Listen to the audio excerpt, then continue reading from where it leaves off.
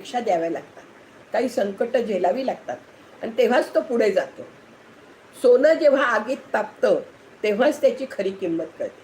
आपल्या सोन्याचा नुसता गोळा असतो आणि आपल्याला जर काही त्याचा दागिना बनवायचा असेल तर आधी आगीत त्या सोन्याला तप्त व्हावं लागतं. मग तो सोनार त्याला जसा आकार द्यायचा आहे तसा तो देतो. म्हणजे सोन्याला सुद्धा आगीच्या त्या तप्ततेतून गेल्याशिवाय चांगलं हे येत नाही, आकार येत नाही. मग आपलं माणसाचंही तसंच आहे. चांगल्या माणसांच्या आयुष्यात संकट येतात. त्यांना ती तोडण्यासाठी नाही, तर त्यांच्यातली ताकद जगाला दाखवण्यासाठी. ही जी संकटांची मालिका तुझ्यावर आलेली आहे, ही काही तुला तोडण्यासाठी आलेली नाहीये स्वामी म्हणतो.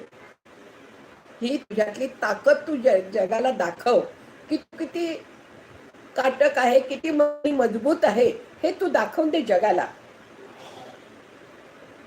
तेव्हा